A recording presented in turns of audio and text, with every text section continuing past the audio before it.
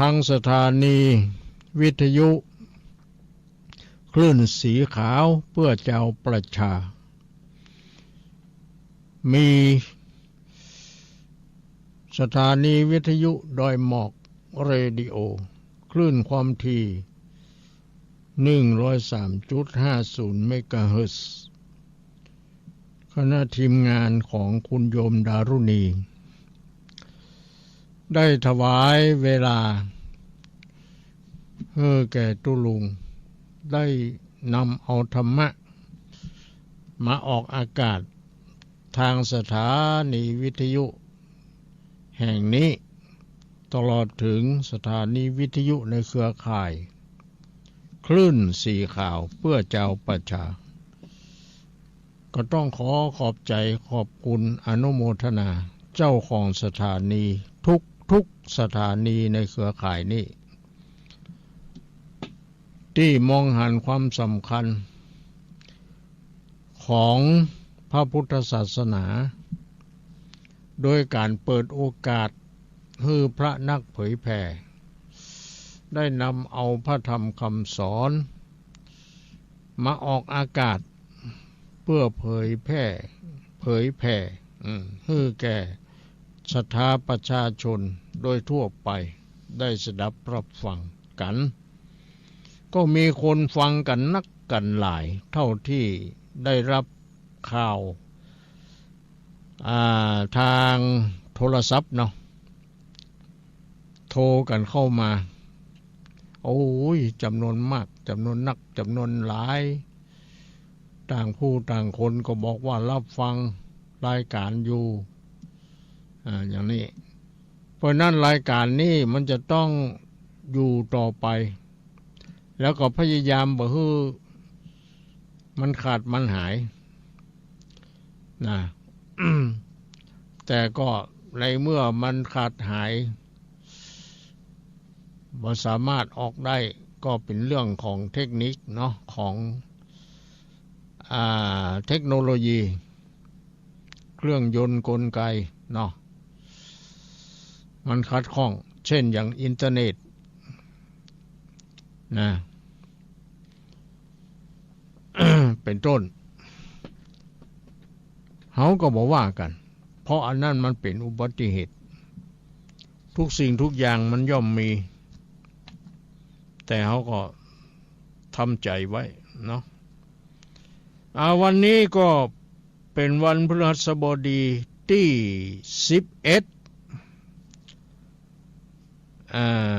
กรกฎาคมพุทธศักราช2567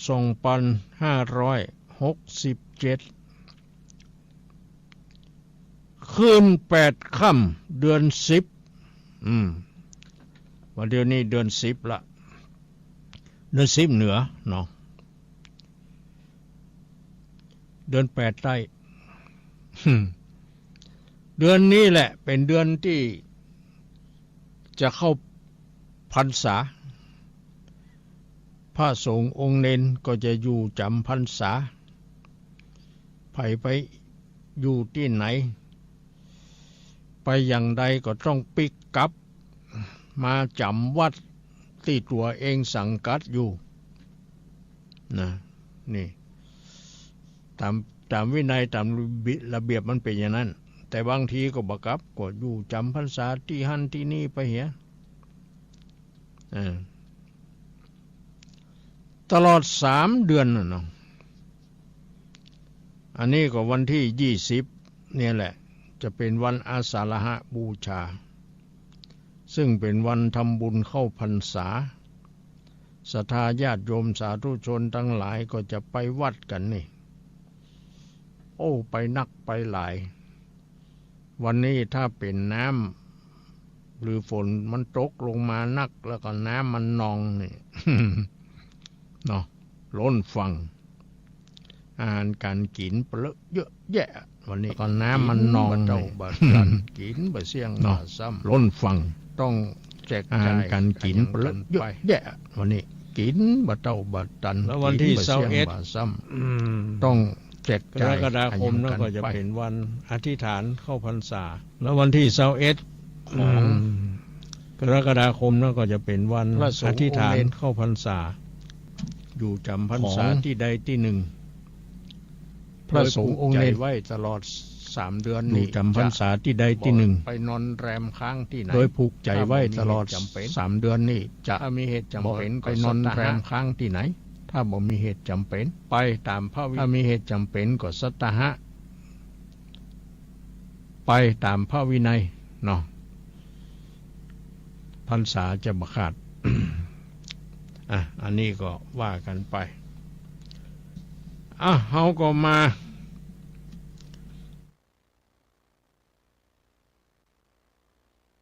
เบื้องต้นรายการนี้ว่าจะได้ก็คือ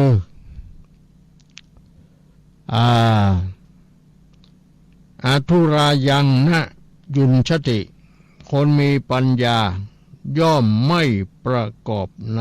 ทางอันไม่ใช่ทุระคนมีปัญญาหมายถึงบุคคลผู้ฉลาดรอบรู้ใครก็ดีคนใดก็ดีฉลาดรอบรู้ในสิ่งต่างๆในสิ่งต่างๆหรือในทุกสิ่งทุกอย่างถึงจะหู้บ่ลึกหู้บ่นักก็ถือว่าเป็นความหู้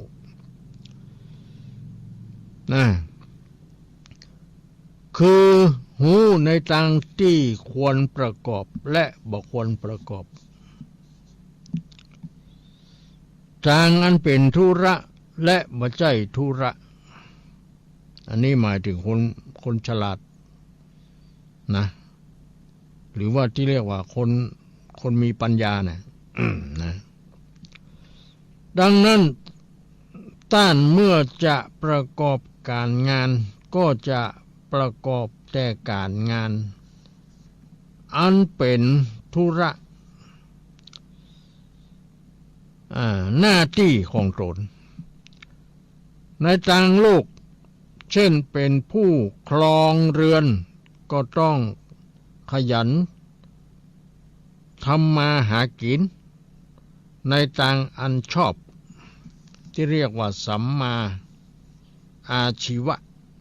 เลี้ยงชีวิตชอบนั่นแหละเนาะในทางธรรมะต้องเป็นผู้ประพฤติดีประพฤติชอบประกอบตัวอยู่ในศีลธรรมหรือศีลธรรมนี่ประพฤติสิ่งที่ควรประพฤติอันนี้หมายถึงคนที่มีปัญญาคนที่มีปัญญาคนที่มีปัญญาก็คือหมายถึงบุคคลผู้รอบรู้นั่นแหละหรือรู้รอบรอบรู้หรือรู้รอบคือรู้ในทางที่ควรประกอบและในทางที่บ่ควรประกอบก็คือหูทางดีหูทางเสื่อมหูทางเจริญอย่างแน่นอนคล้ายๆอย่างนั้น หูบาปหูบุญหูกุลหูโทษเนี่ยหมู่เนี้ยคือบัณฑิตนักปราชญ์หรือคนมีปัญญาใครก็ได้ถ้าเป็นคนหูอย่างนี้ก็ถือว่าเป็นคนมีปัญญาบ่จำเป็นต้องเป็นครูบาอาจารย์บ่จำเป็นต้องเรียนจบสูงได้ปริญญาตรีปริญญาโทปริญญาเอกอะไรอย่างญาติโยมทั้งหลายที่เป็นอุบาสกอุบาสิการับฟังธรรมะเป็นประจำนี่แล้วก็มีปัญญาเกิดขึ้นที่ได้ยินได้ฟังนั่นหูทางดีหูทางบดีหูทางเสื่อมหูทางเจริญก็แสดงว่าท่านเป็นบุคคลผู้ที่รอบรู้ละนะเป็นผู้ที่รอบรู้ละหรือเป็นผู้ที่มีปัญญาละนี่เพราะว่าหูจักธุระและบ่ใช่ธุระ หูจักหน้าที่ของตนในต่างโลกเป็นผู้ครองเรือนนั้นจะทำอย่างไรที่จะครองเรือนให้ได้อยู่เย็นเป็นสุขหรือมั่งมีสีสุขบ่ทุกข์บ่ร้อนจนเกินไปนี่แหละคือขยันทำมาหากินในทางอันชอบในทางอันชอบก็คือบ่ผิดศีลผิดธรรมบ่ผิดตัวบทกฎหมายบ่ผิดจารีตประเพณีอย่างนั้นแหละบ่ผิดกฎกติกาของสังคมนี่ถือว่าใจได้นะก็คือเป็นผู้ประพฤติปฏิบัติในทางที่ชอบประกอบ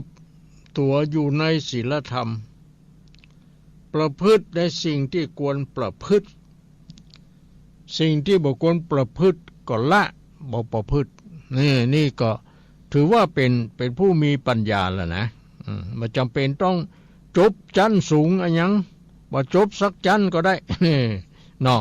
คะแนนว่ามีปัญญานี่นะตั้งที่ว่าแล้วนี่นี่มาข้อที่สองนี่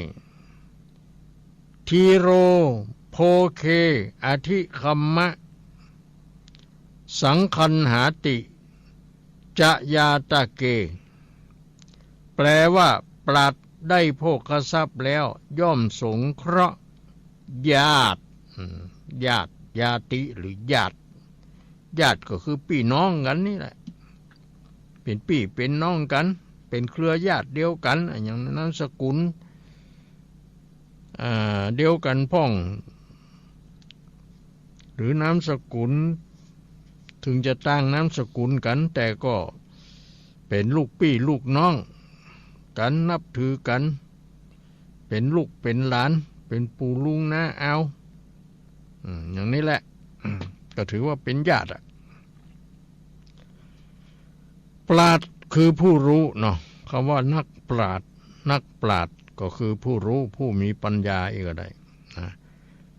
ปราชญ์ได้แก่ท่านผู้มีปัญญารอบรู้ในสิ่งที่ดีและเลว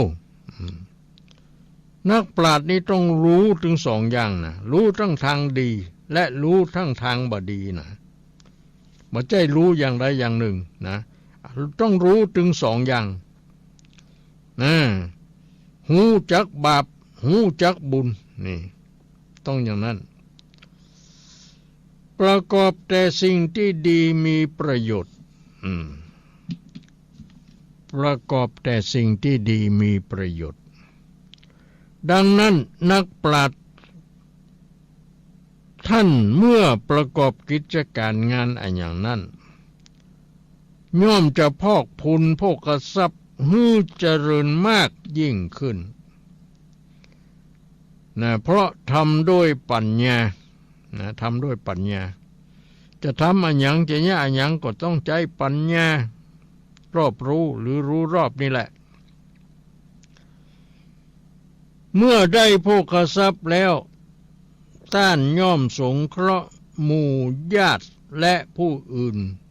ตั้งแต่บิดามารดาเป็นต้นจนถึงบุคคลผู้บ่ใช่ญาติเพราะการสงเคราะห์ญาตินั้นเป็นประเพณีของนักปราชญ์ว่าอย่างนั้นเนี่ยบางทีคนเฮาเป็นญาติกันแท้ๆก็เหมือนกับบ่ใช่ญาติมีอยู่เนาะเหมือนบ่ใช่ญาติอย่างใดก็คือพึ่งปะอาศัยบ่ได้มีการตั้งข้อรังเกียจเดียดฉันกันจังกันเล่าหน้าจ๋าขวัญกันทั้งได้เป็นพี่เป็นน้องกันแท้ๆเป็นญาติแท้ๆหน้าที่จะปกป้องอีน้องซ้ำบ่อย่างอันเนี่ยก็เนี่ยมันก็เหมือนกับว่าญาติเหมือนก็บ่ใช่ญาติเนี่ยเนาะอันนี้นะอันนี้เขาต้องมีธรรมะนะ ต้องมีธรรมะก็คือต้องมีปัญญารอบรู้ในสิ่งที่ควรในสิ่งที่ดีและที่เลวตัวหูในสิ่งต่างดีตัวหูในสิ่งต่างชั่วต่างบดีตัวหูถึงสองอย่าง ประกอบแต่สิ่งที่ดีมีประโยชน์นี่สิ่งที่บ่ดีบ่มีประโยชน์เฮาบ่ต้องไปประกอบแต่หูไว้เหมือนกันนะต้องหูไว้เหมือนกันแต่เฮาบ่ประพฤติบ่ปฏิบัติดังนั้นนักปราชญ์ทุกท่านที่เป็นนักปราชญ์ผู้รู้ผู้มีปัญญานี่เมื่อจะประกอบกิจการงานอันยังก็ดีย่อมจะพอกพูนในโภคทรัพย์ให้เจริญมากยิ่งขึ้นโภคทรัพย์ที่บริโภคที่ใจสอยที่อย่างต่างๆเหล่านี้แหละเพราะทำด้วยปัญญาก็คือความรู้หรือรู้รอบนั่นแหละเมื่อได้โภคทรัพย์แล้วท่านย่อมสงเคราะห์หมู่ญาติและผู้อื่นตั้งแต่บิดามารดาเป็นต้นไปเนี่ยเฮามีแล้วเนาะเฮามีอยู่มีกินมีข้าวมีของมีเครื่องใจไม้สอยมีเงินมีทองสะดวกสบายอีน้องเหลือกินเหลือใจเหลือใจเฮาก็เฉลี่ยเจียจานฮือแก่หมู่ญาติพี่น้องหรือญาติของเฮาที่เป็นญาติกัน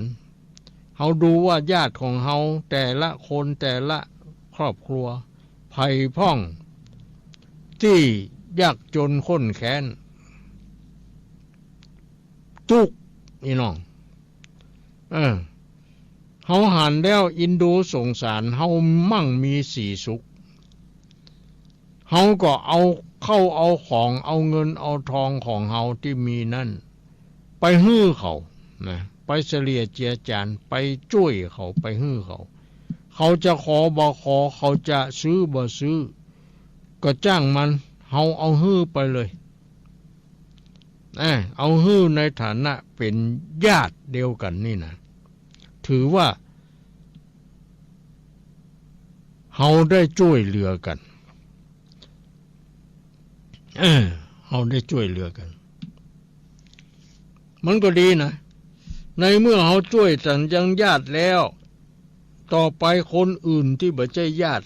เฮาก็ช่วยนี่เฮาถือว่าเป็นมนุษย์ร่วมโลกเดียวกัน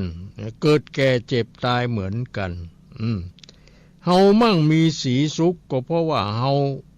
ได้กระทำบำเพ็ญคุณงามความดีหรือบุญกุศลหรือทำการทำงานมาตั้งแต่อดีตสะสมอบรมไว้หอมไ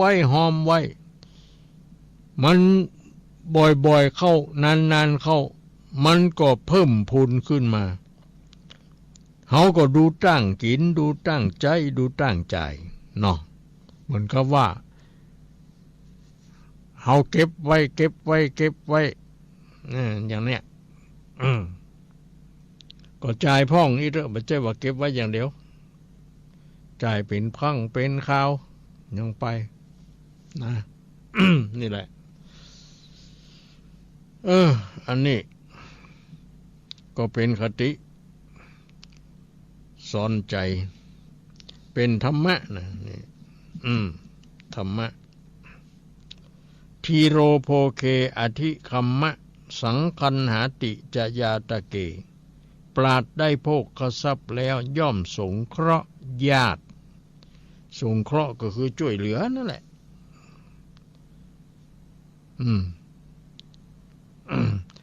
นอกจากสงเคราะห์ญาติแล้วก็สงเคราะห์ที่บ่ใช่ญาติแถมนี่อันนี้ดีมากเลยดีแท้ๆสร้างสมบารมี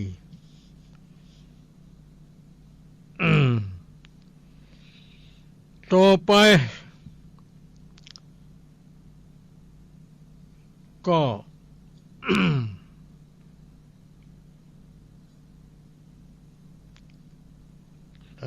ต่อไปก็เป็นข้อที่3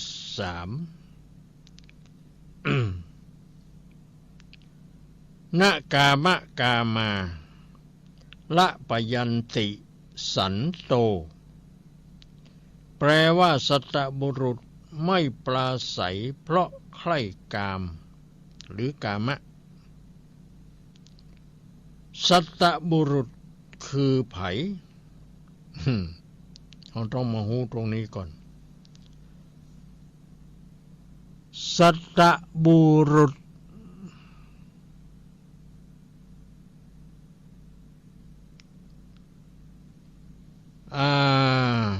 ก็คือบุคคลผู้ประกอบด้วยธรรมของคนดีที่เรียกว่ามีสัพพุริสธรรม7 ข้อนั่นเองเนาะหรือ7 อย่างนั่นเองคือ 1. ความเป็นผู้รู้จักเหตุ 2. เป็นผู้รู้จักผล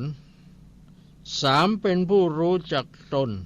4. เป็นผู้รู้จักประมาณ 5. เป็นผู้รู้จักการ 6. เป็นผู้รู้จักประชุมชน 7. เป็นผู้รู้จักคบมิตรรู้จักประชุมชน รู้จักการคบมิตรคบเพื่อนเนี่ยคนเฮาบอกว่าจะจนจะรวยอย่างไรก็ตามถ้าประกอบด้วยธรรม7 ประการนี้ถ้าประกอบด้วยธรรม7 ประการนี้แล้วก็จะได้ชื่อว่าเป็นสัตตบุรุษสัตตบุรุษก็คือบุคคลผู้ประกอบด้วยธรรมของคนดีอันนี้ต้องจำไว้ตรงนี้สัตตบุรุษคือบุคคลผู้ประกอบด้วยธรรมของคนดีด้วยธรรมของคนดีที่เรียกว่าสัพพุริสธรรม7นั่นแหละก็คือความเป็นผู้หูจักเหตุอย่างเหตุแห่งความสุขเหตุแห่งความทุกข์เหตุแห่งบุญเหตุแห่งบาปทุกสิ่งทุกอย่างมันย่อมมีเหตุมันถึงมีผลนี่น้องถ้ามันไม่มีเหตุมันก็ไม่มีผลเหตุแห่งความสุขคืออย่างเหตุแห่งความสุขก็คือการทำคุณงามความดีทำบุญทำกุศล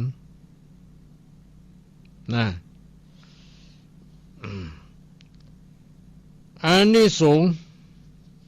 ก็เลยให้เราเป็นผู้ที่มีความสุข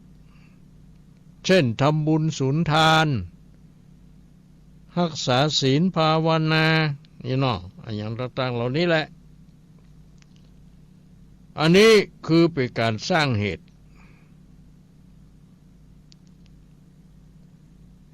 ุที่จะให้เกิดบุญก็คือต้องทำบุญต้องทำบุญ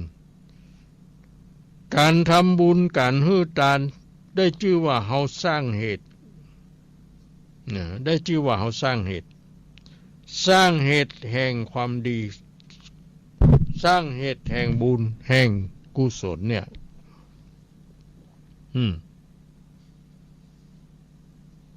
ทุกสิ่งทุกอย่างมันต้องมีเหตุก่อนเหตุแห่งความสุข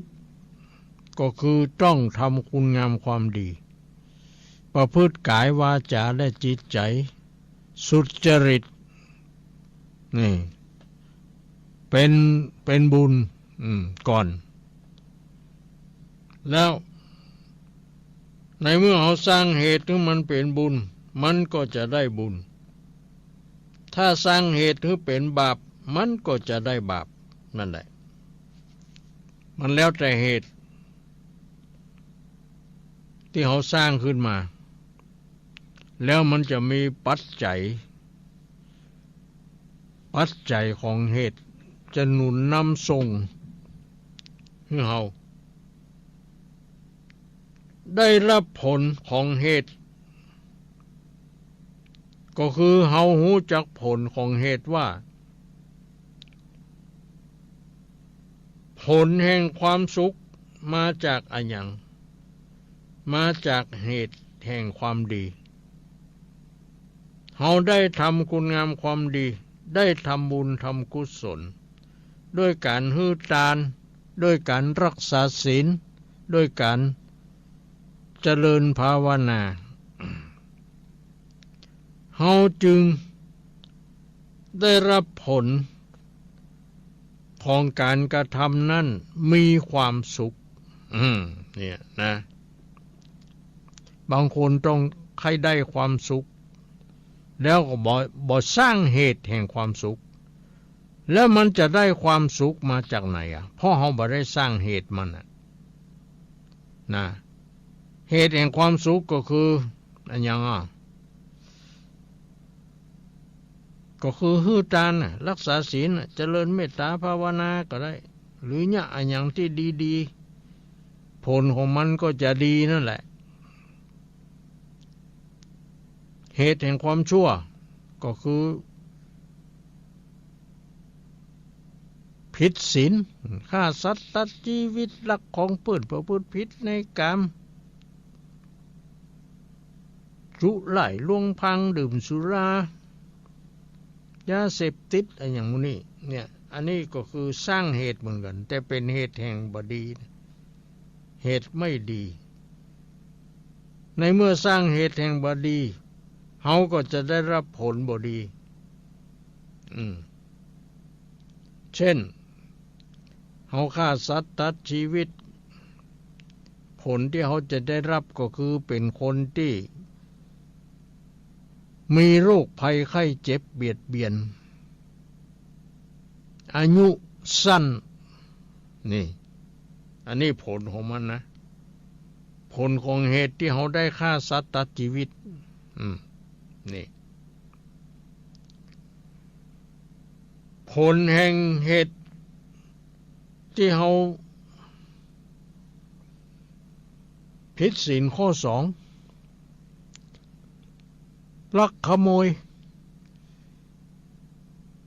เบียดบังเอาทรัพย์สมบัติของคนอื่น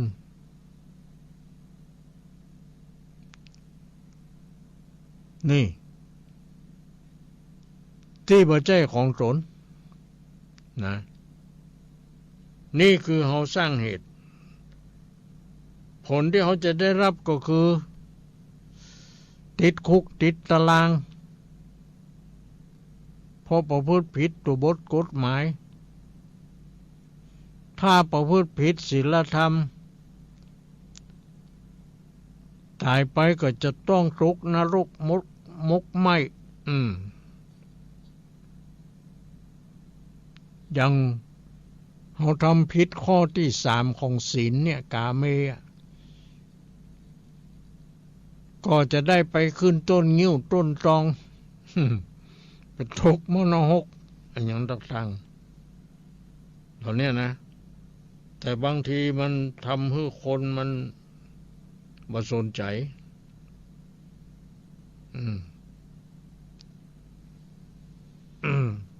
หรือไปเข้าใจว่ามันไม่ใช่มีจริงพ่องอย่างนั้นอย่างนี้ไปเข้าใจไว้อย่างนั้นมันมีที่ไหนเขายังบ่ฮู้บ่หันแล้วคนที่ตายไปมันยังมาประกับมาบอกเขาว่ามันได้ไปตกมรณะทุกข์ทรมานก่อนยังบอกพอดูเอามรณะเมืองคนไปพอคุกพอคอกขนาดอันนั้นก็เป็นมรณะก็ได้เนาะก็คือคำว่านรกนี่มันบ่สบายกดในคุกในคอกแล้วมันจะสบายได้บ่สบายติดโซ่ติดตวนติดอะไรยังทำผิดทำหยังก็บ่ได้เนี่ย ก็ดูง่ายๆไม่ต้องไปดูอย่างที่ไหนอย่างใดนั่นแหละข้อสำคัญเขาจะสร้างเหตุแห่งความดีหรือเขาจะสร้างเหตุแห่งความเลวหรือความชั่วผลของมันก็จะออกมาต่างกันนะผลของมันจะออกมาต่างกันอย่างกับญาติโยมสาธุชนทั้งหลายเคยทำบุญสุนทานบริจาคปัจจัยข้าวสารข้าวเปลือกข้าวสุกจังหารอาหารการกินตลอดถึงทำบุญทำทานบริจาคทรัพย์สร้างเสนาสนะต่างๆอย่างเป็นเจ้าภาพอันนั้นอันนี้เนี่ยอย่างนี้นะอันนี้ได้ชื่อว่าเขาสร้างเหตุแห่งการให้ทานทานะก็แปลว่าการให้เนี่ย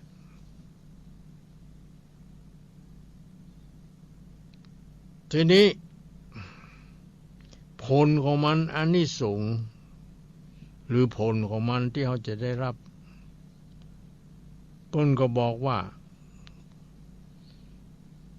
คนนั้นจะบรรทุกข์บาร้อนด้วยทรัพย์สมบัติ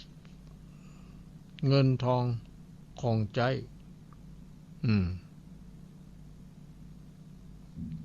ว่าอย่างนั้นเพราะเอาได้ทำบุญทำทานก่อนที่เขาจะทำบุญทำทานนี่บางทีเขาก็ปรารถนาเนาะเจาะใส่เก้าใส่หัว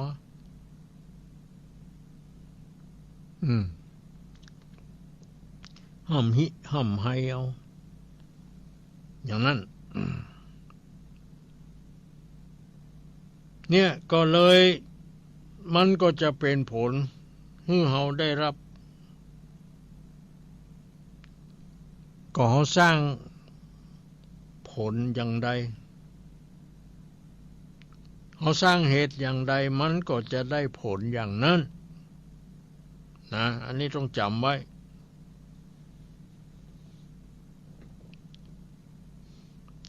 เขาใครได้รถเขาก็ต้องเอารถไปทานกัน แต่ว่าส่วนมากทานแล้วผู้จาคืนเนี่ยเนาะ ก็บ่เป็นหยังทานเป็นพิธีนี่เนาะ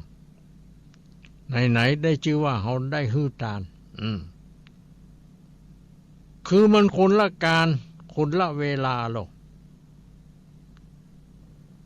อย่างเขาฮื้อทานน่ะเวลา8 โมงเขาก็ผูกจาคืนเวลา8 โมงปลาย 9 โมงนั่นหรือวันหนึ่งก็ได้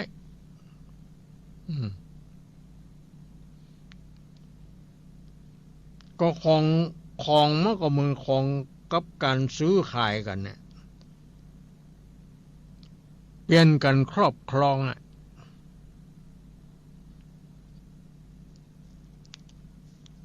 รถตั้งร้าน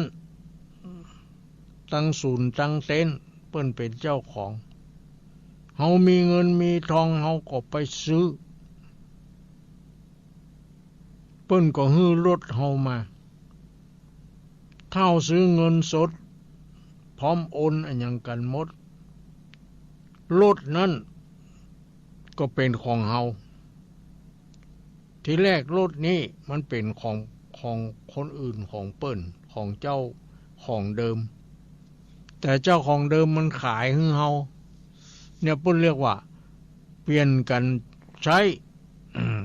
เปลี่ยนกันเป็นเจ้าของเขาจะไปคิดว่าของนี้เป็นของเฮาอยู่ตลอดไปมันเป็นไปบ่ได้มันก็ต้องพัดเวียนเปลี่ยนกันใจ นะพัดเวียนเปลี่ยนกันใจก็เปลี่ยนกันเป็นเจ้าของครอบครองถ้าไผได้ครอบครองตามกฎหมายตามหยังนี่ก็ถือว่าเป็นเจ้าของ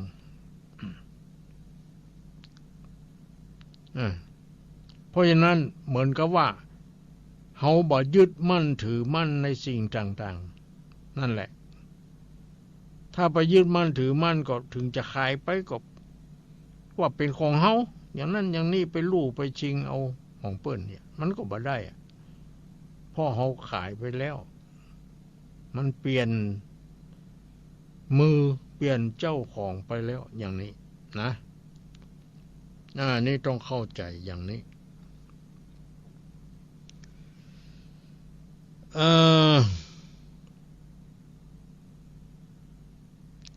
เป็นผู้รู้จักเหตุรู้จักผล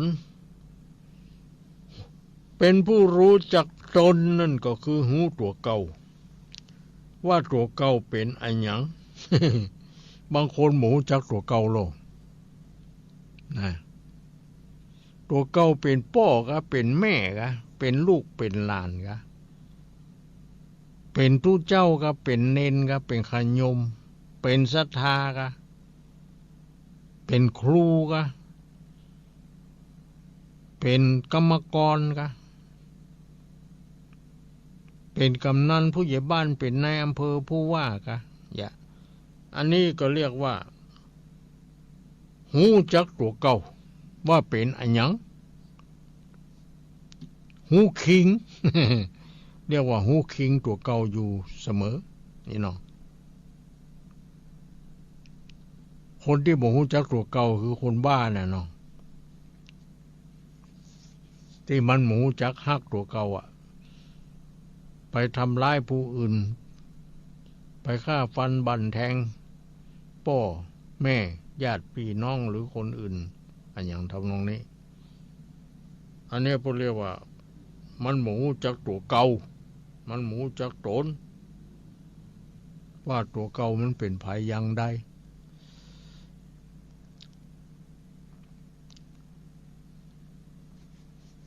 คือหมูจักหน้าที่เนาะเอากันง่ายๆแบบนี้เพราะนั้นเราต้องรู้จักตัวเก่านะรู้จักตนนี่นะว่าตนเกิดมาทำไมอยู่เพื่ออะไร ที่ตุลุงเคยว่าตายแล้วจะไปไหนเนาะเกิดมาทำไมอยู่ไปเพื่ออะไรตายแล้วจะไปไหนเนี่ยนะบางคนมันบอกหู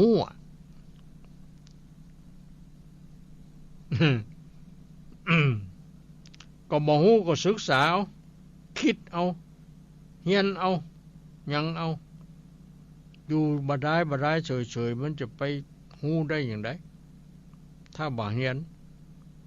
ถ้าบ่ศึกษาถ้าบ่ฟัง เนาะอันนี้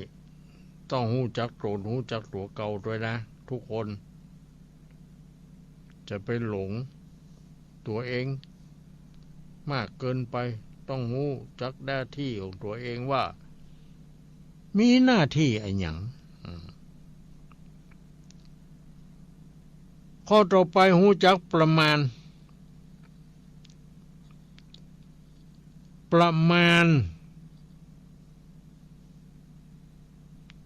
ก็คือ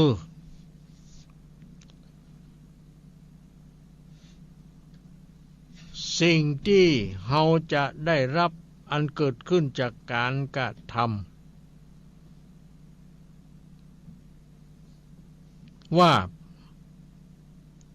ประมาณเท่าใดอย่างใด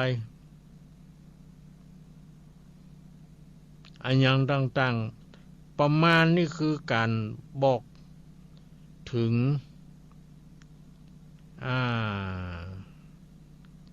เขาจะว่าจะได้ดี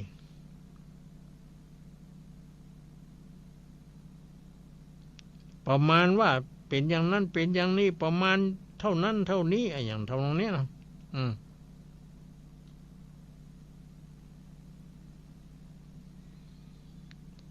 อย่างเขาเป็นคนเขาก็ต้องรู้จักประมาณของตัวเองนะรู้จักฐานะของตัวเองประมาณฐานะของตัวเองว่าเขามีเงินมีทองมีเข้ามีของประมาณเท่าใดอย่างใดแล้วเขาจะกินจะใช้จะจ่ายประมาณเท่าใดอย่างใดมือมันเดือดร้อนนั่นก็คือการรู้จักประมาณ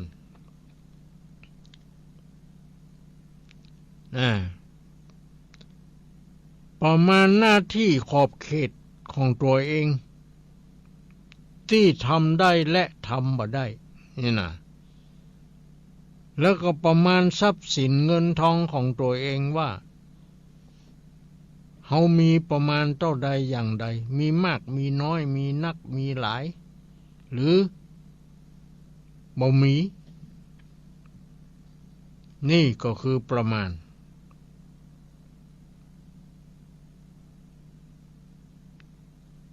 ตนปร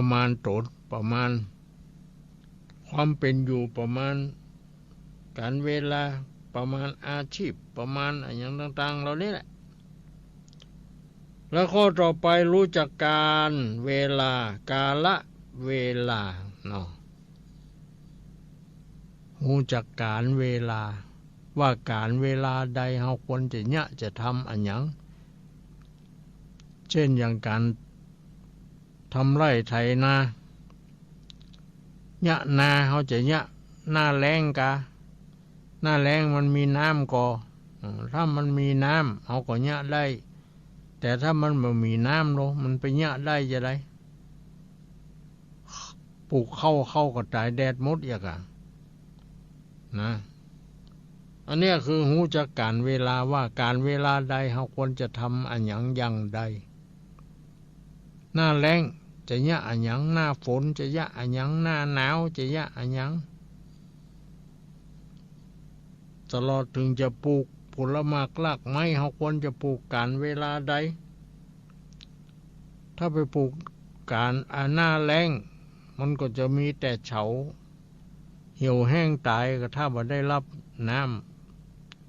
ำมันต้องปลูกหน้าฝนฝนตกลงมาบ่อยๆมันซึมซับเข้าไปถึงหากถึงอย่างมันก็ตั้งอยู่ได้มันก็บ่ตายอันนี้คือหูจักการเวลาโดยเฉพาะอย่างยิ่งการเวลาไหนควรทำอันอย่างใดมันอยู่ที่ตัวเฮาศึกษาหูปฏิบัติเอา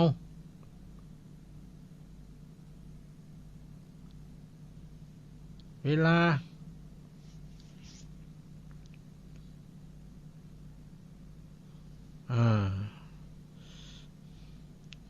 ระยะทางพิสูจน์ม้าการเวลาพิสูจน์คนนี่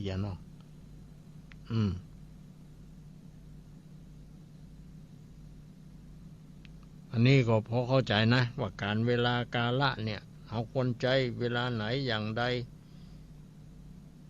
เกี่ยวกับการทำมาหากินก็ดีการงานการทำอะไรอย่างต่างๆอย่างใดนั่นเขาควรจะทำอย่างใด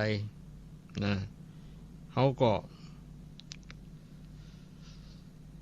รู้จักการรู้จักเวลาหน้าไหนควรปลูกพืชอะไรอย่างใด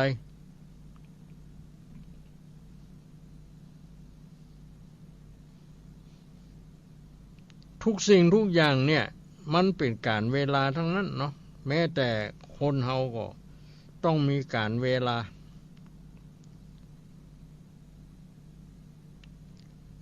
ต่อไปรู้จักประชุมชนที่อยู่รวมกันเป็นหมู่มาก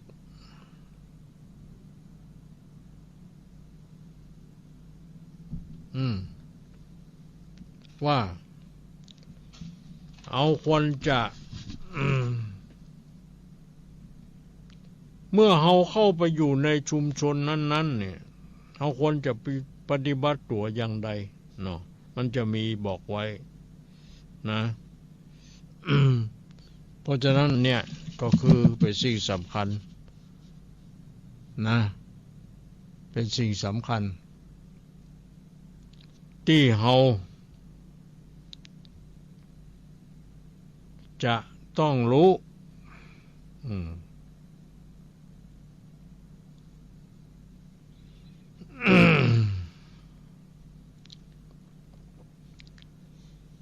อันนี้ก็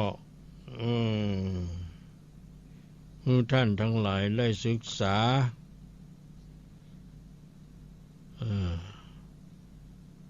ว่าจะต้องศึกษาอย่างไรประพฤติปฏิบัติอย่างไรก็ว่ากันไปตามนั้นเนาะสัพพุริสธรรม7เนี่ย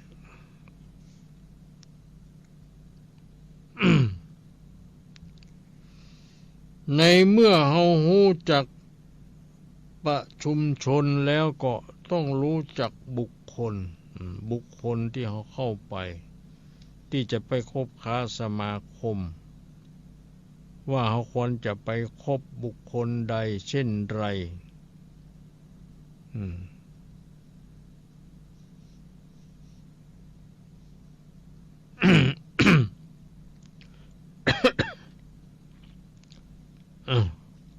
ขออภัยด้วยเนาะไอ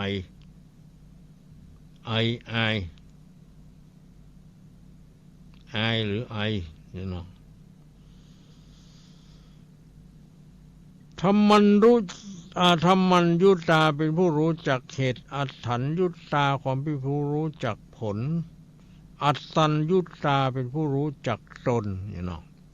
มัตตัญยุตาเป็นผู้รู้จักประมาณการัญยุตาเป็นผู้รู้จักการเวลาปริสัญยุตาเป็นผู้รู้จักบริษัทบุคลัญยุตาเป็นผู้รู้จักบุคคลนี่มี7อย่างเนี่ย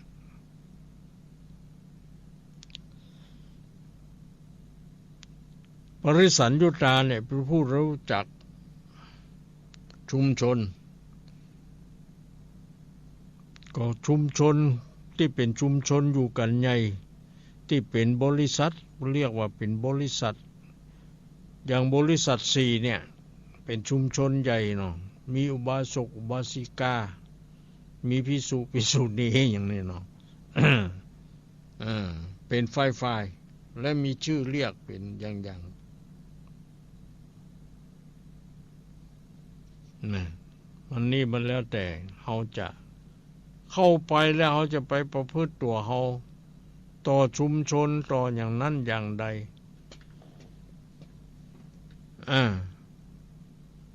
ชุมชนนั้นเขาอยู่กันอย่างใดและเขาประพฤติปฏิบัติตัวเป็นอย่างใดเขาต้องเข้าไปแล้วเขาต้องเข้ากับเขาได้นะ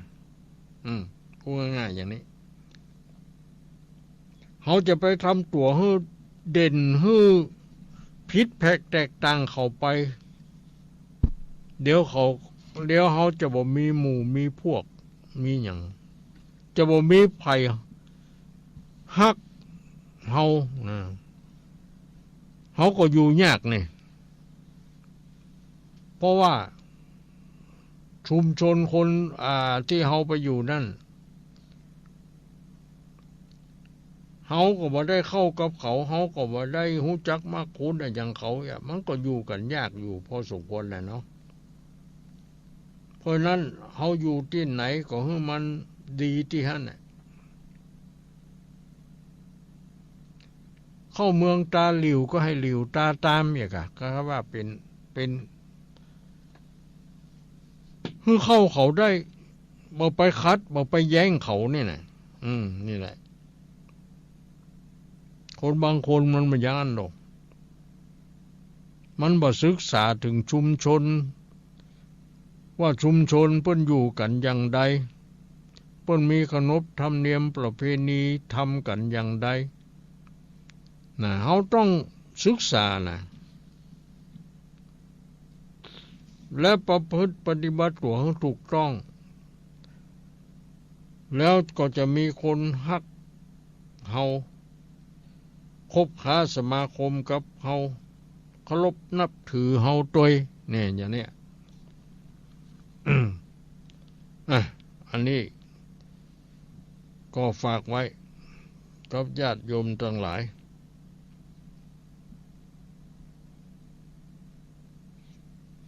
ก็คือ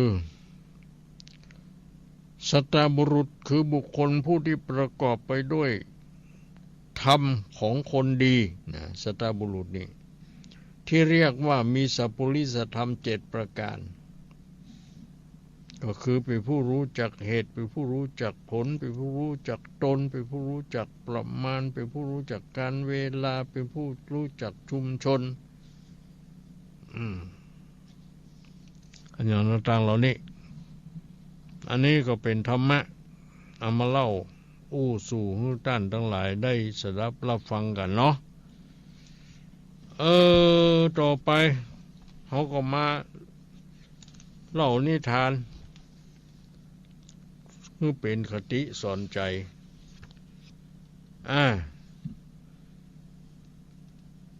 คนใหญ่ก็ฟังได้คนเฒ่าก็ฟังดี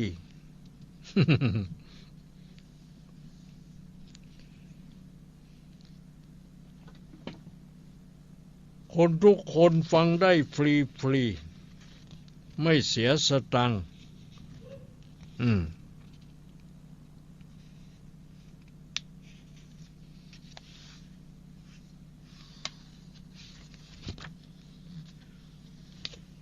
ที่ผ่านมาไก่กับดวงดาวเขาก็อ่านไปแล้วคนเลี้ยงแกะกับสิงโตเขาก็ว่าไปแล้วเนาะวันนี้เอาอันอย่างดีเอากระต่ายกับกบดีจ้ะดูเหมือนบ่ได้เท่ากันเรื่องนี้เนาะ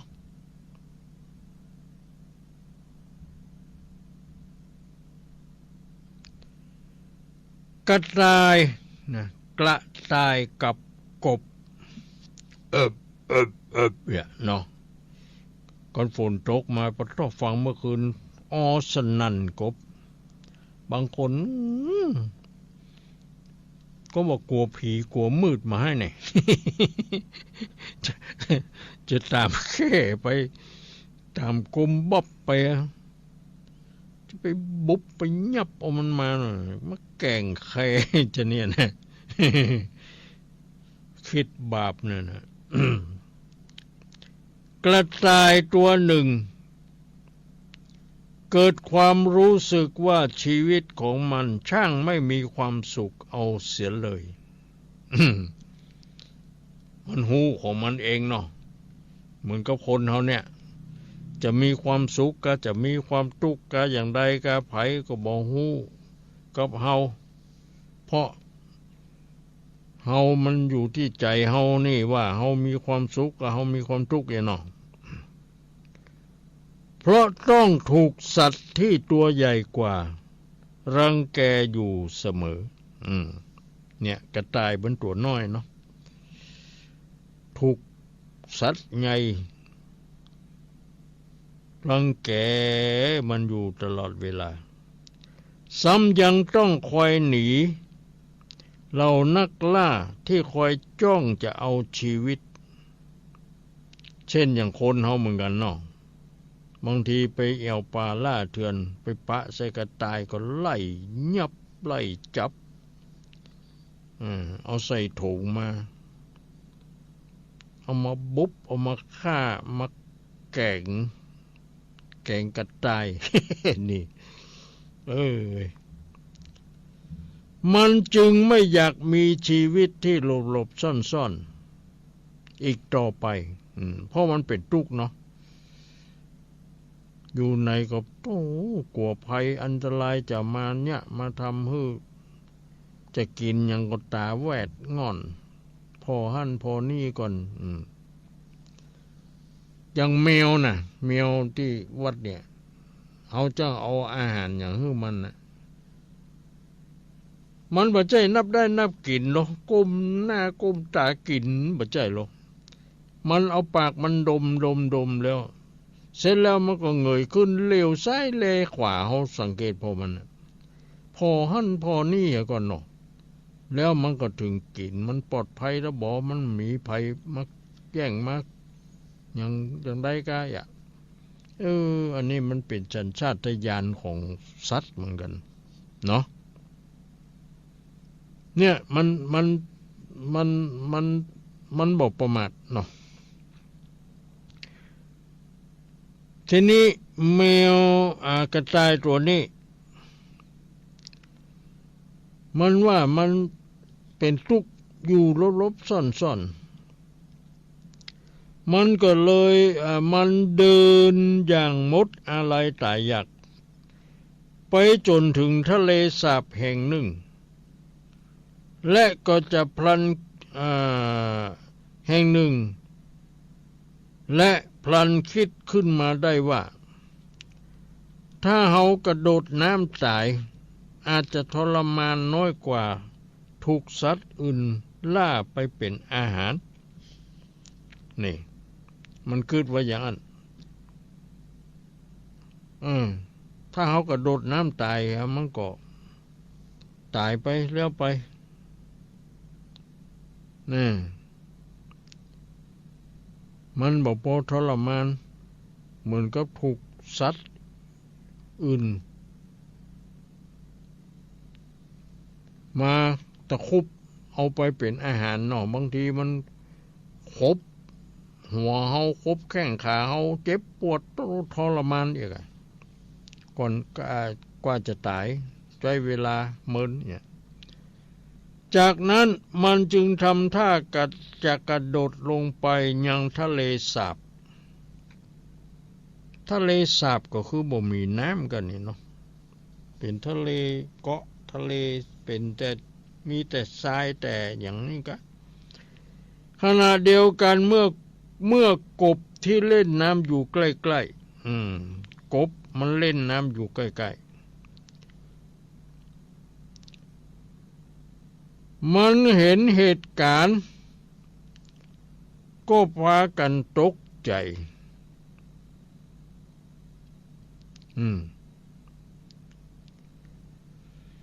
และกระโดดหนีลงน้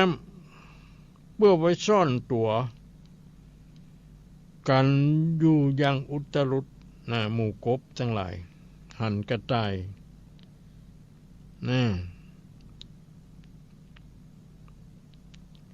หันกระต่ายกระโดดลงที่ทะเลสาบมันบ่มีน้ำกันเนาะแล้วก็มันมีหนองน้ำอยู่ใกล้ๆหันกบอาศัยอยู่หันกบมันหันอย่างไงใครอย่างนี้มันหันเหตุการณ์มันก็ปากันตกใจหมู่กบนั่นปากันกระโดดลงน้ำไปลบซ่อนตัวกันอยู่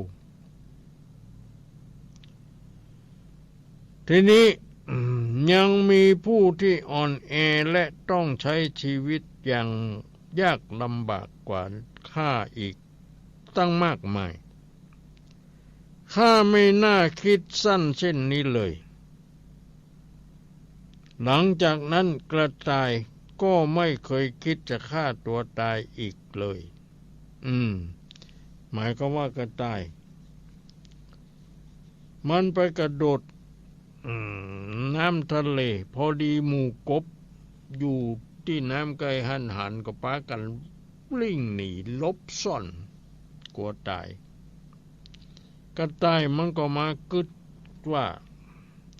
ขนาดกบตัวน้อยกว่าเฮาอ่อนแอกว่าเฮาชีวิตก็อาจจะลำบากกว่าเฮามากมายเฮาก็มาหันมันจะคิดสั้นที่จะกระโดดฮื้อตายนี่มันคิดได้กระต่ายมันคิดได้มันก็เลยเลิกล้มความคิดจะว่าฆ่าตัวตายแถมต่อไปเนี่ยนิทานเรื่องนี้ก็สอนให้รู้ว่าเฮาจงพอผู้ที่อยู่ต่ำกว่าเฮา เมื่อเกิดความท้อแท้สิ้นหวังในชีวิต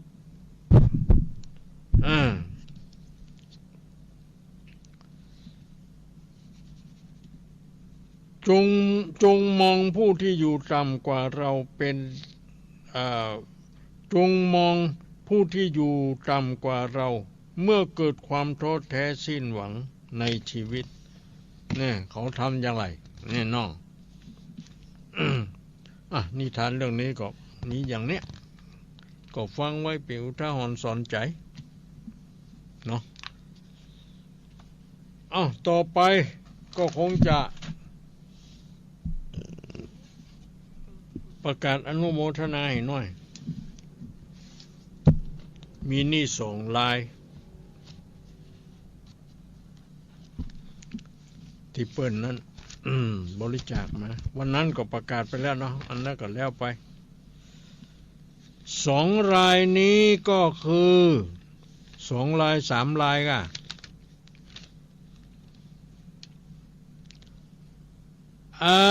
อันนี้ก็รับจากแม่คำเอ้ยพรหมมาค่าไฟฟ้าบำรุงสถานีจำนวนเงิน500 บาทบ่ฮู้เป็นบ้านหยังเนาะก็บ่เป็นหยังเนาะแม่คำเอ้ยพรหมมานะฟังอยู่ก็ชื่นใจประการที่2ก็รับจากแม่มีชัยพินโยภาสนะแม่มีชัยพินโยภาสบ้านปังปอยบ้านปังปอยตั้งไปฝั่งนี่กะนี่เนาะตั้งแม่อายตั้งอย่างนี้กะ40 บาทแล้วก็รับจากพ่อบุญธรรมแม่รัตนาสังคำฟั่นบ้านปงหนองเวียงป่าเป้า100 บาทอันนี้ไปปะกันที่ดอยจอมพ่อบุญธรรมเนาะเพิ่นก็เอาปัจจัยใส่ซองมาตุลุงว่าบำรุงค่าไฟฟ้าห้องทรงฐานีว่าอย่างนั้นก็สาธุอนุโมทนาขอบใจขอบคุณในคุณงามความดีในบุญกุศลของท่านทั้งหลายทุกคนทุกท่านที่ได้ช่วยเหลือบริจาคมาเป็นการสืบต่อคุณงามความดีสืบต่อเครื่องยนต์กลไกที่มันเสียไปเพราะการเวลาเขาอาจจะมีการซ่อมการเปลี่ยนแปลงใหม่ก็ต้องใจปัจจัยอันนี้ขอสาธุอนุโมทนาทุกคนทุกท่านอายุวันโนสุขังปะลังต่อไปเขาก็คงจะได้มาเทศธรรมแล้วนี่เรื่องแมวขนคำวันนั้นเทศมาถึงไหน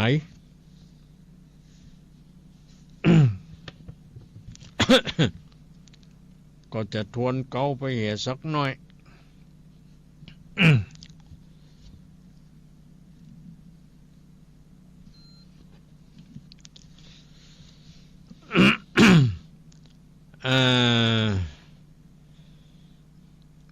เทศมาถึงสักโกเทวราชาเมื่อนั้นพญาอินทราธิราชนั่งแต้นอาจเมืองบนขนิงตนขวาดหูย้อนว่าที่นั่งมันอยู่เมินมาหากสัญญามันวู่ร้อนที่นั่งของพระอินทร์มันกระด้างแข็งเอกะหรือว่ามันอุ่นมันร้อนเพราะมันมีเหตุเพศภัยเกิดขึ้นนะพญาอินทร์นี่เป็นผู้ที่ดูแลสัตว์โลก ต้าขุนอินบุญใหญ่ขนิ่งไข่ใจหมายว่าคนยิงใจโลกล่าใจหยาบจ้าสามานบนล่างจักผ่านภาพสู้มาจริงลูกกำผันเอาคงสวรรค์เมืองกว้างพญาอินก็เลยส่องทิพพระเนตรตาทิพลงมาจากฟากฟ้าเนาะลงพ่อมายังจุมปูโลกใต้โลกล่าเมืองคนพอไปพับเสียงไข่โลกาก็ไปหันใส่นอพุทธายอดซ้อยตายกลาดกล้อยเมื่อหม่อนกลางเกาะดอนใหญ่กว้างที่จิมข้างตนใจมีแมวตายคว่ำหน้าแมวก็ตายเจ้ากุมารก็ตายท้าวอยู่ฟ้าอินตาพิจารณารู้รอดว่าตนเจ้ายอดตะลงญาณสร้างสมปานบอกขาดได้ไม่มาดเครื่องขี่เจ้าบุญมีนี้เล่าจักเป็นพระเจ้าตะลงกุลจักมาหนุนโพดโลกให้พ้นโศกโลกานำสัตตามนหมู่ให้ได้อยู่เจยบานเต้ามัคควานก็คือพระอินทร์เนี่ยนะบุญใหญ่ขนิ่งไข่ในใจว่านอห่อใจนี่ใส่กันบ่ช่วยไว้จูหนุนปางไปลุนเมื่อหน้าเจ้าโลกล่ามนุษย์สาจักนินตาเก่าอู้ว่าเจ้ากินกู้เมืองสวรรค์ได้เร่งหันที่ชั้นเต้าดักอยู่หั่นใดพระอินทร์ก็กลัวคนทั้งหลายติฉินนินทว่าเป็นพระอินทร์บ่ได้ยังบ่พอตนบุญเปิ้นลำบากลำบนตายหั่นย่อมไปช่วยเนาะ เป็นพระอินทร์ก็อย่างว่านะเนาะทำดีก็มีคนสรรเสริญนี่กะถ้าบ่ได้ทำดีก็มีคนติฉินนินทามันเป็นธรรมดาเนาะเหมือนกับตุเจ้าเฮาเนี่ยตุเจ้าเฮาก็บ่ถ้าไปโคดบ่ถ้าไปเกลียดบ่ถ้าไปว่าหยังเฮาเอาโลกธรรมนะมาเป็นข้อปฏิบัติพยาว่ายังได้จังเขาจังมันก็บ่เจ็บบ่ไหม้ มันจะเจ็บก็เจ็บใจพวกแต่เฮาบ่ใจเจ็บเฮาก็ทำใจดีๆสบายๆเฮาบ่เครียดต้าวบุญภายกึดแล้วก็กาดแกล้วภายผ่านจากสวรรค์เต็ดต้องลงสู่ห้องเมืองคนโดพระอินทร์ลงมาเลยนะโกโอกลางไพรสนป่าไม้ที่เจ้าหนอไทยเมื่อมอนกลางเกาะดอนใหญ่กว้างก็มีหั่นแล่นาวันนั้นเขาเทศมาถึงนี่เนาะตอนนี้ไปเขาก็จะเทศตอนเนี้ยนะ เดี๋ยวก่อนเทียบเสียงก่อน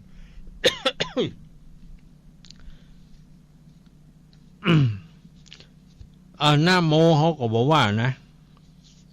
เทศตอนนี้ไปเลยเนาะ กันว่าลอดแล้วเต้าตนเกี้ยวเอราวัณรีบเร็วปันกับกายเป็นคนใจเท่าแก่ปันดำแผ่เต็มตัวมีผมหัวอันงอกคิ้วหล่อนออกกลางยานเนี่ยเป็นพรานป่าเศร้ามหาหนอเนาบุญมีเอาน้ำต้นกันตีหน่อยน้อยน้ำหยัดย่อยเข้าปากบ่เมินหักก็ฟื้นขึ้นมาลุกนั่งขึ้นมึนตาเต้าอินตาธิราชก็เอาน้ำไปหยาดเสียงควายน้ำตกใส่แมวคนคามก็ฟื้นขึ้นนำดังเก่าส่วนเจ้าโนเน่าพุทธาการฟื้นมาแล้วใส่บ่หูใจและเหนือใจฟันเฟือพับแผ่บ่หูแน่ต่างใด เลียงแลไปซ้ายขวาหันพรามนาดงหนาผู้เฒ่าขันดิงเล่าในใจว่าเป็นสันใดเฮานี้แต่ก่อนกี่วันว่าเฮานี่นายังอยู่ที่แก้วกูแปไหลน้ำป่าไปละลาดเปแต่ขาดเปปังหนอผู้ทั้งกินกูก็ขวาดหูสัญญาว่าตนมรณามุยมังไหลมาข้างดนสายพลันเท่าหมายเตียวใจมาปะใส่ตนกูเต้าอินดูผดไว้จริงฟื้นใดขึ้นมากันสัญญาขวาดหูจริงเข้าไปสู่เรียวปานสองมือผันกลมเกลาไว้พลานเท่าดงหนาแล้วใครจะทำถอย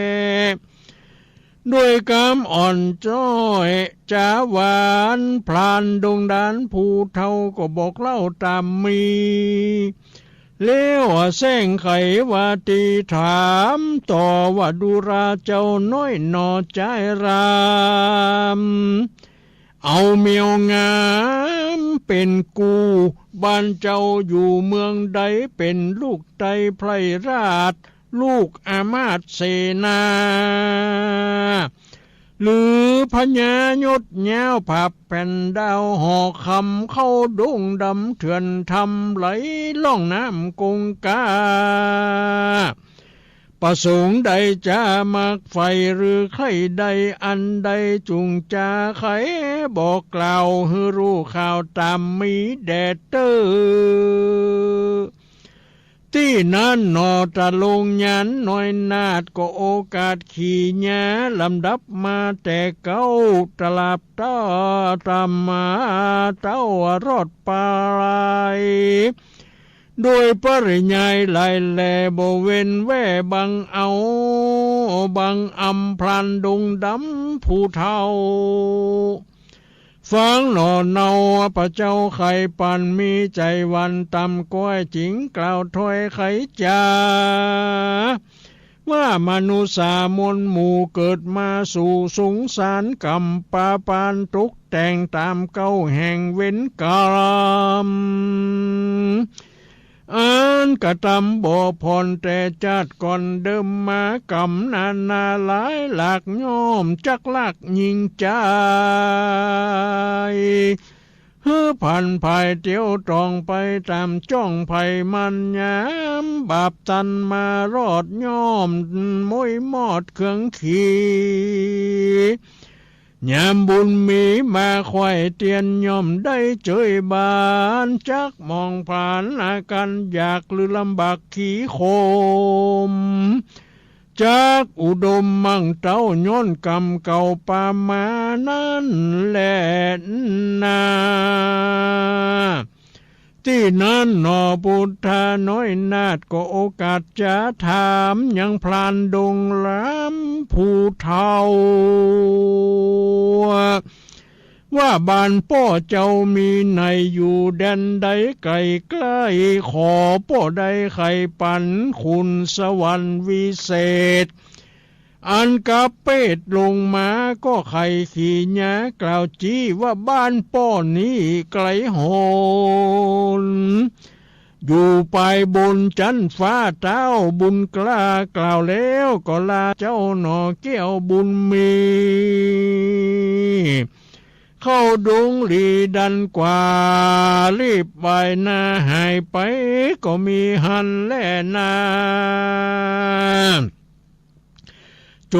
ทะโกเมนมีผู้มาจากกล่าวใครรู้ข่าวปังลังว่าหนอพุทธังกินกูมีกรรมอยู่สังจาโดนพิตาเจ้าฟ้าเอาหนอล่าห่อใจใส่แปรไหลน้ำกวาง ได้หมวยมังเป็นผีสุกสัมบดีเต้าไทยมาช่วยไว้ขึ้นมาอันจาวิชันโกผู้จักมากล่าวแก้หือแจงเน่ตามมีตามบาลีแต่เก้าได้บอกเล่าจะขายว่าเหิงนั้นไก่จัดก่อนเจ้าน้อยอ่อนพุทธาเกิดเป็นโป้นาผู้หนึ่งสายอยู่เมืองใหญ่ปุระธานีห่อเฮือนมีอยู่สร้างที่จิมข้างแดนนาบ่เครื่องกากันอยากบ่ทุกข์ยากเข็นใจยังมีในวันหนึ่งใส่ป้อนาใหญ่ไกลกลาปาภริญาไปสู่ยังที่อยู่นาโตนเตียวเวียนวนรอบควายก็ปะใส่หังหนูข้านิ่งดูที่ถอยหันลูกน้อยตัวแดงป้อนาเยงลืมเล่าก็เอาไม้ตั้งแต่งเขาห่างมันหนูป้ากันสะดุงสติฟุ้งเววาตกลงมากับปืนพ่องแต่พ่องก็ไต่ขึ้นไปเฟยพ่องก็เลยตกน้ำร้องเรียกพร่ำอูอีหนูน้อยมีบ่อใหญ่ไปตันไต่ไผ่ผ่านก็ปากันไหลลองไปตามจ้องวังทานเหิงเบินนั้นอันใดเกิงวันไข่ตึงมาเจ้าป้อนาขวาดหูก็รีบไปสู่พันภายโซตามสายน้ำแม่บ่มืนแก่น้ำนาหันหนูนามาค้างอยู่ที่แก้วกูก็ดอนด่าจักมวยหมอนมวยมอดกันไปรอดภายผ่านก็รีบเร็วปันเอาออกนำปิกปอกขึ้นสู่ยังที่อยู่เดิมมาใจเจ้านานิสัยตายเกิดใหม่หลายโหนอากุศลได้สร้างบ่ห่างร่างหายหนีเกิดเป็นหนอมุนีชาตินี้บาปหนูจี้มาตานเต้าห่อจันผู้เป็นป่อฟังคำสอเสนาตั้งมันดาแม่นาใจหยับจ้าใส่โตดมีบ่โหดนานามเคขาจำพวกกลานำมโนลาห่อใจใส่แปรไหลน้ำกวางดังกล่าวอ้างไขมานี้แหละนา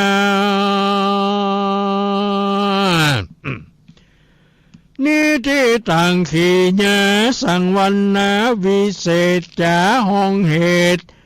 จุมปูราชกุมารเมียวดำผูกทวนสามลำดับสามแต่เก้าปางเมื่อนอพระเจ้ามุ้ยมังที่เกาะกวางดอนทรายตนบุญผายเจ้าฟ้าลงสู่หน้าดินดานช่วยหนอตะลงยันที่ไว้หือฟื้นใดขึ้นมาจักเป็นสันใดจาไข้หูก้อยอดทาอยู่ฟังไปในวันพัดนาผูกที่สี่จะไขเงือเจือมแทงหูเจ้งไปลุนเล่นนาผูกนี้เจ้าอีเจ้านี้ก็บังกลมสมเรศเสด็จแล้วเจ้านี้ก่อนเลยนะ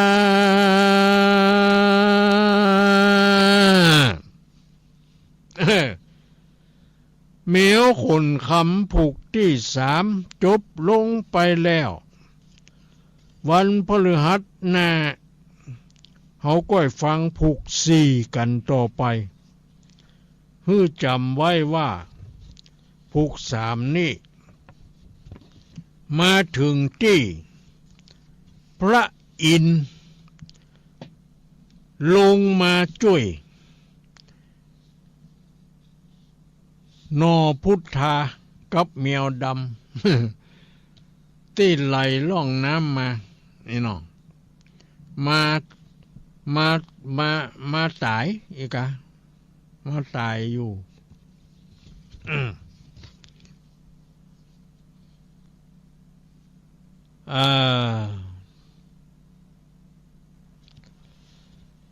ทีนี้มันเป็นเพราะบาปกรรมอะไรอย่างที่ถูกใส่แปรไหลนะก็บอกว่าเป็นเพราะกรรมว่าเมื่อตะกอนเหิงมึนนานจัดก่อนเจ้าน้อยอ่อนพุทธา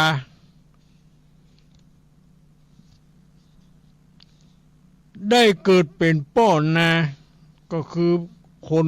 ยะนาเนาะผู้หนึ่งใส่อยู่เมืองใหญ่ปุระธานีนี่หอเฮือนมีอยู่สร้างที่จิมข้างแดนนาหันบ่เครื่องกากั้นอยากบ่ทุกข์ยากเข็นใจอะหยังแต่ว่ามีวันหนึ่งใส่ป้อนาคนเนี้ยได้ปาเอาภริยาไปสู่ยังที่อยู่นาของตนเตียวเวียนวนรอบค่อยก็ไปปะใส่หางหนูไปปะใส่หางหนูมันมีลูกน้อยมันตัวแดงๆน่าหนูนะป้อนาแยงลืมเล่าก็เอาไม้ตั้งแทงเข้ายังหางของมันหางหนูเมื่อถูกไม้แทงมันก็ปากันสะดุ้งตกใจฟุ้งเววาบางตัวก็ตกลงมาอยู่กับปืนบางตัวก็ไต่ขึ้นปลายไม้พ่องก็เลยตกน้ำนี่มันมีหลายตัวเนาะมันก็ห้องจู้จี้อิดอัดอย่างหมูอ่ะหนูน้อยมันห้องอ่ะ หนูน้อยมันมีบ่ใหญ่ไปตันไต่ไผ่ฝันก็ปากันไหลล่องไปตามจ้องวังทานที่ไหลน้ำไปก็มีนะเหิงเมื่อนานอันได้เกิงวันไข่ตึงมาโดเจ้าป้อนาขวาดหูรีบไปสู่ภายพันโซะหามันตามสายน้ำแม่บ่เมินแก่นำนาก็หันหนูมาค้างอยู่ที่แก้วกู้เกาะดอนดาจักเมื่อมอนมวยมอดหายใจแผ่วขมอบอีน้องป้อนาหันยาอันก็อินดูก็เลยยกเอามันไปปิกขึ้นไปสู่เอาไปไว้ที่หางมันเหมือนเดิมอันเนี้ยด้วยกรรมอันเนี้ยพอหรอ เกิดมาแถมจาดตึงแมวถูกป้อเอาใส่แปรไหลนะเนี่ยท่านทั้งหลายกรรมมันมีจริงนะใครจะไปเนี่ยจะไปสร้างกรรมมันอย่างเนอะว่าได้นะ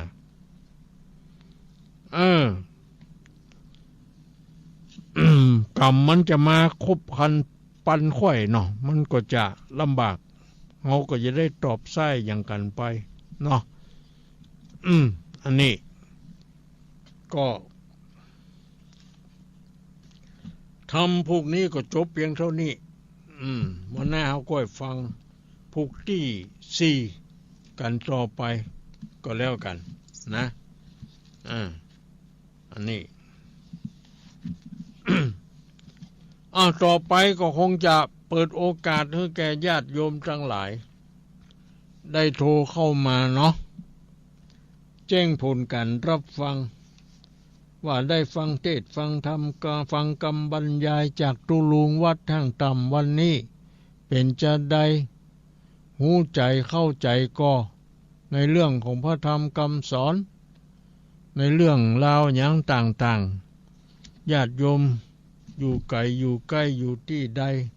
พอมีเวลาโอกาสพอที่จะได้โทรเข้ามาพบปะ รายงานเนาะผลการรับฟังก็โทรเข้ามาได้เน้อตอนนี้ใครจะเป็นสายแรกก็โทรเข้ามาได้081 993 4074 081 993 4074เอาสายแรกมาแล้วเจริญปอนนี่ไหนยะเดี๋ยวก่อนเนอะปออ้ายมาแล้วป้าจันป้อบุญธรรม ไปก้างหาป้ออ้ายป้อบุญธรรมบ้านปงน้องแม่รัตนาหน่อสังคำฟันรับฟังเป็นจะได้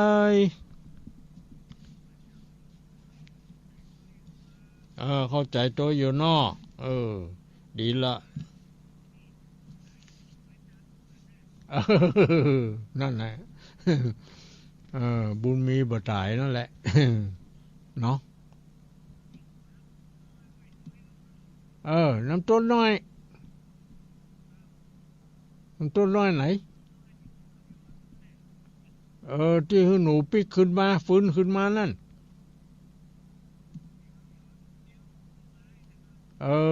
พระอินทร์น่ะน้ำต้นกันตีมันเป็นของวิเศษโลน้ำต้นเฮาไปได้หยัง น้ำต้นเฮาโหดจะเปียให้บ่ได้กันเนาะขอบใจอนุโมทนาพ่อบุญธรรมอยู่ดีอยู่ดีมีสุขอายุมั่นขวัญยืนเจริญเจริญเอาสายที่สองต่อไปจะมีไผพ่องจ้าโทรเข้ามามาแล้วเจริญปอนไหว้สาเจริญปอนแม่สลัดแจ่ซ้อนอำเภอเมืองปานตัวเตียนไหนวัดดอยจอมพอ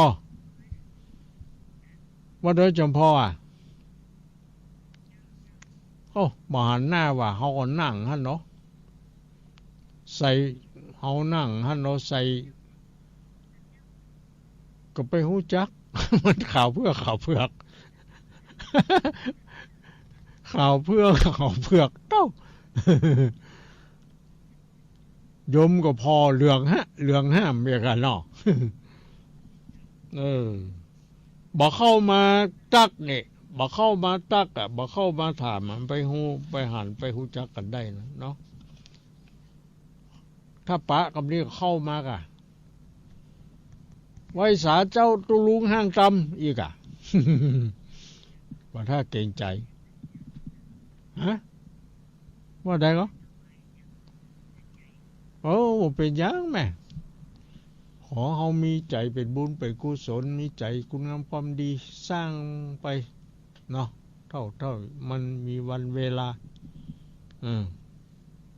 เฮาไปได้ก็ไปติกคนนักคนลายโย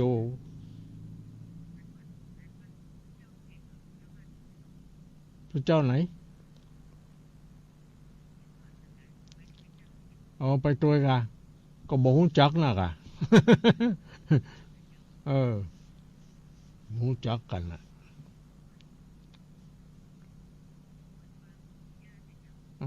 แต่ก็คงก็อยู่ด้วยกันหั่นน่ะ แต่มันบ่ได้อู้กันบ่ได้ฮู้จักกันแน่นแฟ้นบ่ได้เนาะก็ดีละที่ได้ไปร่วมกันได้บุญได้กุศลเนาะเออเป็นยังไงเนาะวันหน้ามีเวลาโอกาสก่อนอย่างใดก่อนขอบใจเนอะแม่อนุโมทนาสาธุในกุศลเจตนาศรัทธาของญาติโยมทั้งหลายสายต่อไปเนาะสายที่3จะมีก็บ่มีเชิญเข้ามาได้เลยเจริญพรเออ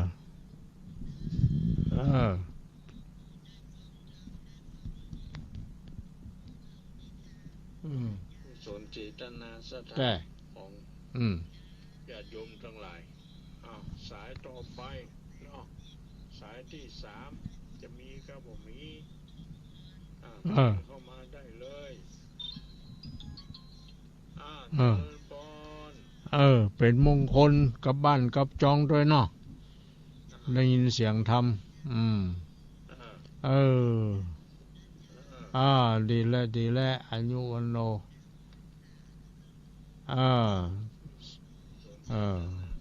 แม่สุแก้วเนาะแล้วมาอีกสายเจริญพรมาแล้วแม่อินเป็นมงคลกับบ้านกับจองด้วยเนาะแต่หันในปฏิทินนะเนาะเบอร์ที่เท่าไหร่ดีแล้วอายุวันโนเบอร์ที่เท่าไหร่13แม่นละน่ะอายุ37ก็35 57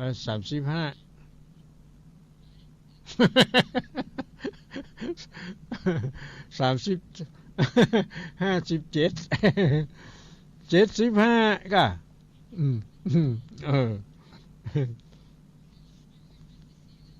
เอาแข็งแรงอยู่เนาะแม่เนาะดีละกี่ข้อลำนำลงบุญขนาด80ไปเลยนะไก่บรรทับไปเป็นบุญแท้ๆเจริญปอนเดอร์ร่างกายดีงามแท้สมบูรณ์เหนียวอิ่มเสมงไปไหนรถไปไหนมันรถไปไหนมาแล้วเจริญปอน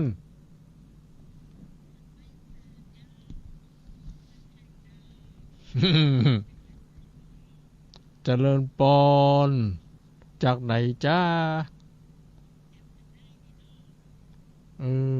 แต่มันเสียงคล้ายๆกันเหมือนกันมึงฝังอำเภอแม่คำแดงอันอย่างคงมีคลองมีแม่คำแดงคลองมีปะกันหลายเตือละเนาะ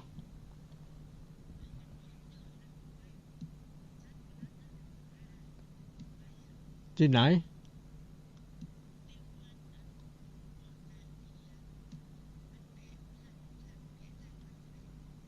ไม่ได้ไป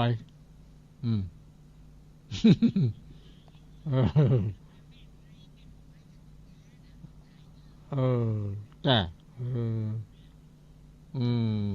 ไปกันหลายอยู่เนาะวันนั้นเนาะดีละ2 ตู้ปิกบ้านกลับบ้านค่ำก็ถึงบ้าน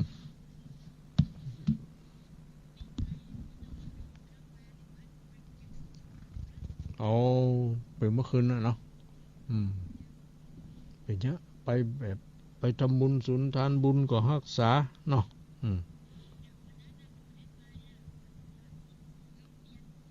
รถเลยจำพอบ่ได้ปลาได้อ๋อเป็นยังดีละตัวเฮาบ่ไปใจเฮาไปแล้วก็ปัดใจไปเนาะเป็นตัวแทน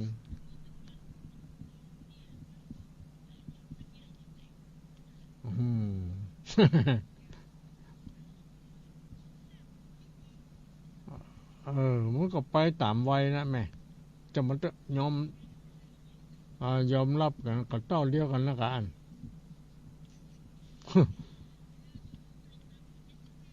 ก็ยิงวัวอย่างนั่นก็เป็นเซลล์เดียวกันฮั่น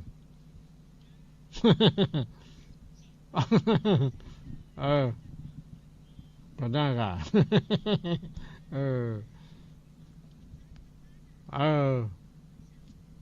วันนั้น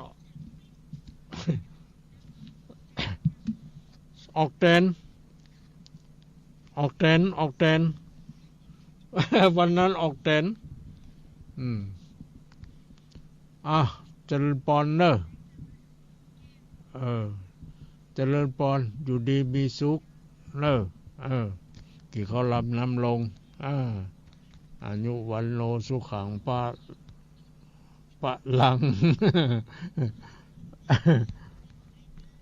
บ่เป็นหยัง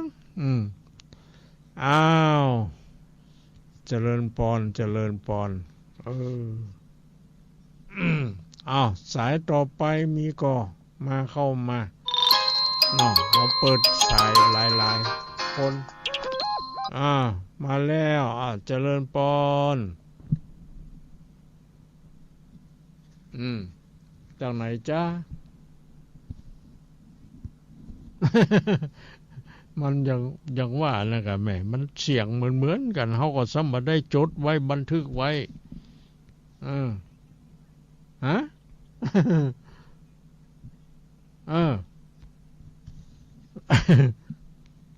แม่สีกุลสันทุระถ้าบอกชื่อก็หัวเนาะจะได้รับฟังคืนวันนี้ฮะเมื่อไร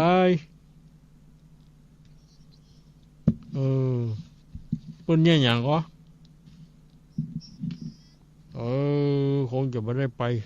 เพราะว่างานตรงนี้ก็มีเยอะเลยเนาะมันใกล้เข้าว่าสาโลโทษงาน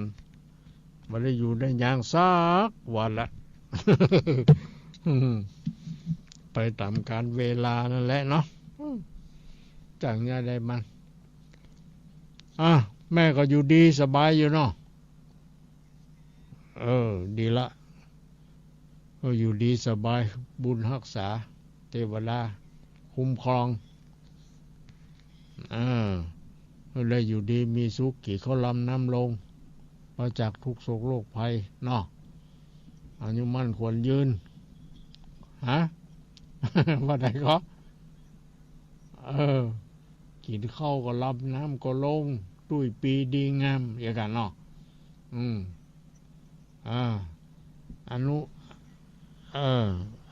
อายุวันโนสุขังปะลังอยู่ดีมีสุขสายต่อไปเนาะใครจะเข้ามาก็เข้ามาได้เลยมาแล้ว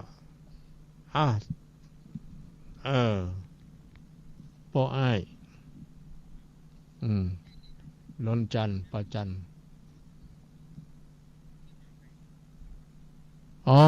กำอู้บอกให้ออกอีกอันที่รับโทรศัพท์นี่กะ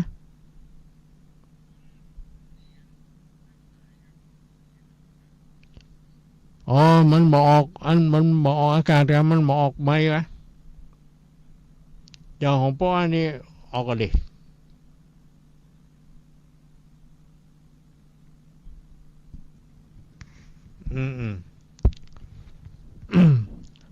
เสียงมันเป็นจะฮือพ่องจ้าเนี่ยมันคือออกอยู่ได้ออกวิทยุนะออกอย่าง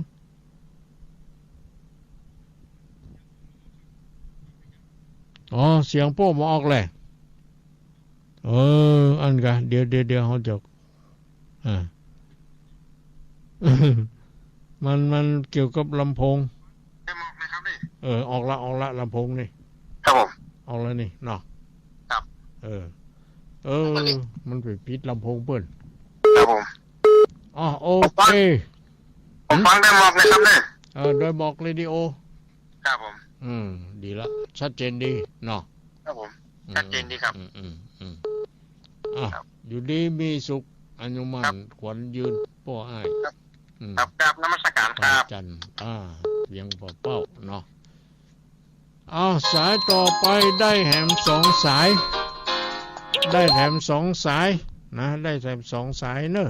เจริญพรได้สายเจ้าตะหลวงมาแล้วบอใช้ตาการวันนี้เกี่ยวกับตันรถเพราะว่าเจ้าไปงานขาวดำแขกเข้าบ้านนี่ไปไก่กับบ้านไหน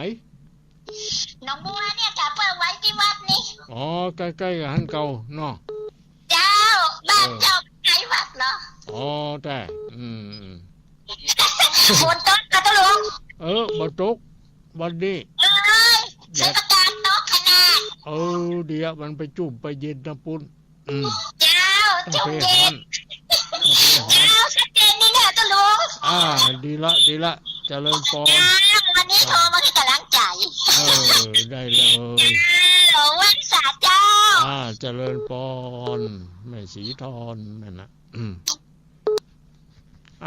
ได้อีก2 สายมาแล้วเจริญพรวันสาเจ้าโทรสั่งครั้งละรถอย่างก็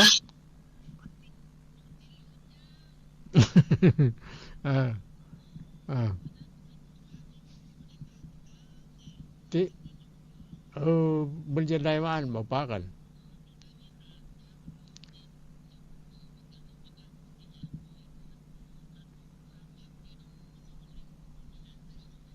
อันว่าอยู่นั่งในวิหารนี่ก็เฮาก็ขึ้นไปปั่นปอนให้แม่จงดี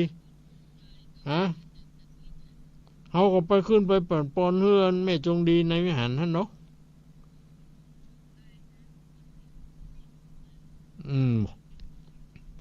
โอ้โหก็จัดลายรถอยู่ในวิหารท่านนะมึงฝั่งร้อนนั่นน่ะไม่ชี้ก็อยู่หั่นน่ะ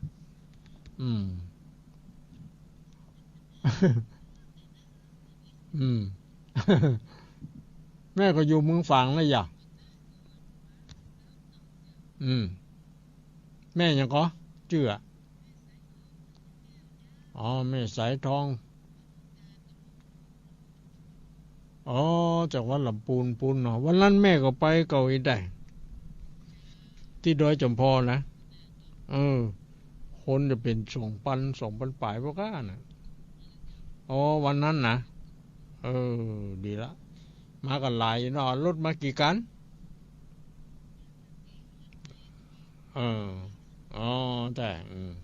แต่คนละบ้านเนาะดีละเลยไปโฮมอาหาร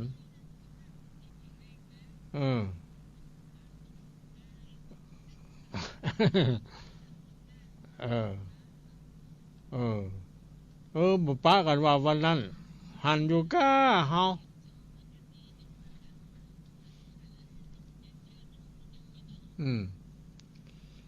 มันก็บ่ใช่นักใจหลายแล้วพระเนรวันนั้นเฮาก็นั่งฮะเหรอนั่งสวดนั่งหยังอิติปิโส108หยังเนาะนั่นก็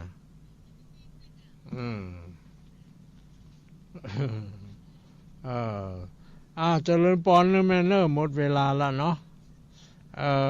ขอบใจอนุโมทนาขอบพระคุณทุกคนทุกท่านเนอะ